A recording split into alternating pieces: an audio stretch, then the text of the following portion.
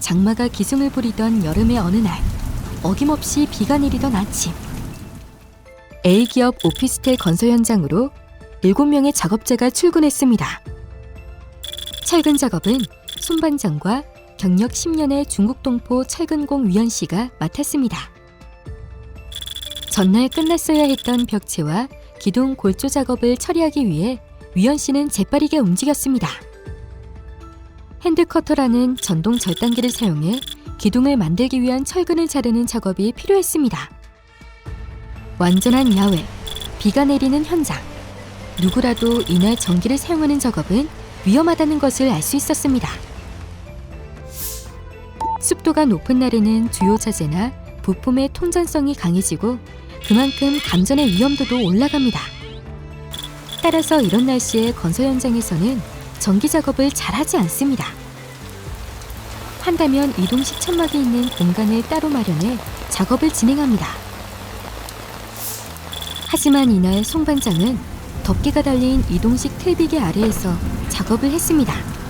절단기가 비를 맞는 것이라도 피하려는 의도였습니다. 사실 이 정도면 현장의 모두가 이 작업의 위험성을 알고 있었다는 것이지만 작업 조율을 요청할 관리 감독자가 누구인지조차 알지 못했습니다.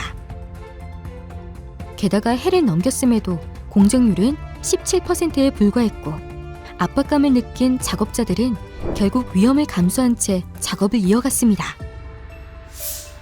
예고됐던 오후 1시에 호우주의보는 결국 호우경보로 바뀌었습니다.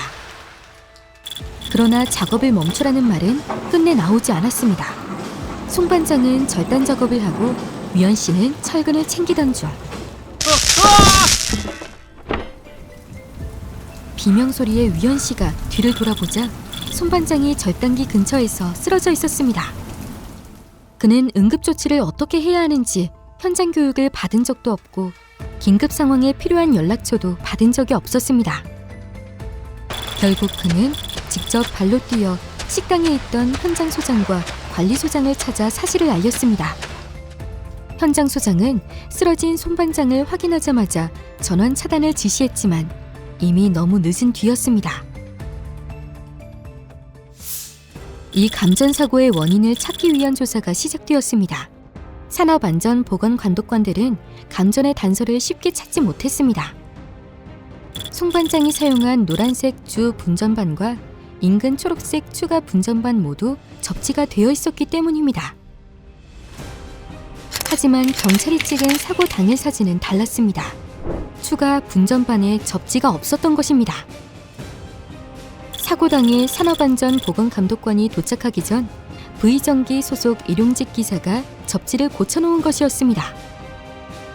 게다가 송 반장이 쓴 리드선으로는 주 분전함까지 닿을 수도 없었습니다. 초록색 추가 분전반이 왜 뒤늦게 접지가 이루어졌는지 그제야 단서가 맞춰졌습니다. 또한 누전 차단기도 고장 상태였습니다. 이로 인해 철근 절단기의 작동을 멈추게 했을 보호 기능이 상실되었습니다. 사고 당시 철근 절단기는 절연 파괴 상태였으며 이는 절단기 본체 및 접촉된 철근 등으로 누설 전류가 흐를 경로를 형성했습니다. 누설 전류는 바닥의 철근과 이동식 틀비계의 금속 프레임을 경유하여 송 반장의 팔꿈치로 흘러들어 피해를 야기했습니다. 사고의 원인은 그날 단 하루의 문제가 아니었습니다. 사고 이후 감독관들이 요구한 서류는 조작된 것이었고 중대재해처벌법상 필수인 안전보건 목표 및 경영반칙 문서는 애초에 존재하지 않았습니다. 이 문서들은 사고 후 F기업 대표의 지시에 따라 안전관리자가 마치 원래 있었던 것처럼 허위로 작성한 것이었습니다. 또한 유해 위험 요인 확인 및 개선 업무 관련 서류는 있었지만 실제로 현장에서 작업자들과 함께 이행된 적은 없었습니다. F기업은 안전보건에 대한 지식이 거의 없었고 이 때문에 건설재해 예방 전문 지도기관과 계약을 맺고 기술 지도를 받기까지 했습니다. 그러나 사고 닷새 전 지도기관의 초록색 추가 분전반의 접지 불량 지적이 있었음에도 이를 시정하지 않았던 것입니다. 안전은 알고도 외면되었고 그 대가는 송 반장의 목숨이었습니다. 우리는 기억해야 합니다. 안전은 형식이 아닌 현실이라는 것을